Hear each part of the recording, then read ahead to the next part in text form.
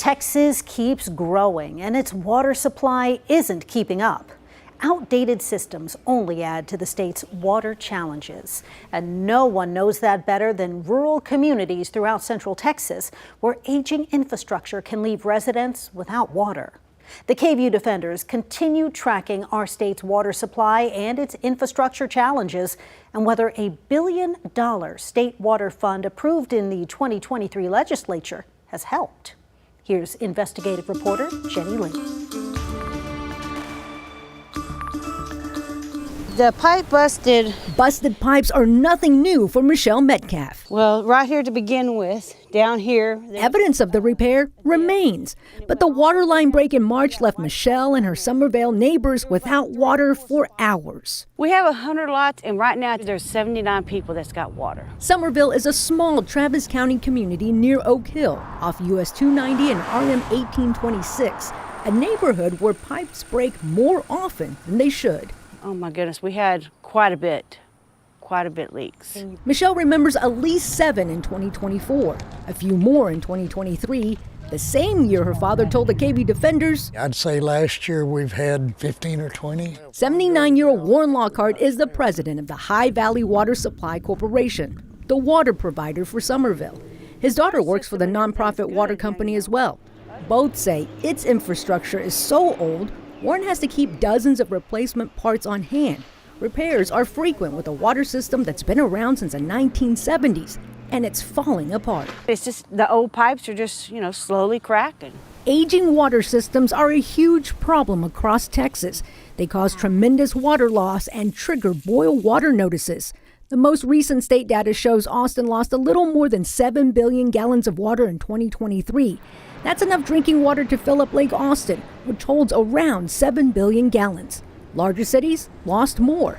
But that same year, SB 28 is my number one priority for the session. State lawmakers passed Senate Bill 28 and Senate Joint Resolution 75. Together, the bills set aside $1 billion, in part to repair aging water systems like the one in Somerville. Howdy. How you doing? Travis County Commissioner Ann Howard helped the father-daughter duo apply for the Texas Water Fund. And even though Travis County's not in the business of water supply, Commissioner Howard got the county to approve $5,000 to help High Valley Water apply for state funding to upgrade its water system. She first visited Somerville after a fire in May of 2022 and made a surprising discovery. and the neighbors were telling me we don't have fire hydrants. And so, then you ask, well, why not? It turns out the water pipes in Somerville are too small to support fire hydrants. Money from the $1 billion Texas Water Fund would replace all the smaller old pipes with larger new ones, so the Somerville community can connect to Austin Water and finally get fire hydrants. And I've now learned of other neighborhoods in the county that also might qualify as low income, and they should be following suit and making applications. That application now in the hands of the Texas Water Development Board, the agency in charge of administering that $1 billion. Brian McMath, I'm the executive administrator at the Texas Water Development Board, says so far they've committed nearly $89 million for water loss projects in communities with fewer than 10,000 people. A breakdown of the Texas Water Fund shows a total of $195 million earmarked for water projects in small rural communities. The rest for projects in larger communities, public awareness, and new water supplies. And that fund is about to get more money. The one thing that is lacking to have implemented that water plan to get it to where it needed to be today is funding. In early April, the Texas Senate advanced Senate Bill 7, which would add a one-time $2.5 billion to the Texas Water Fund.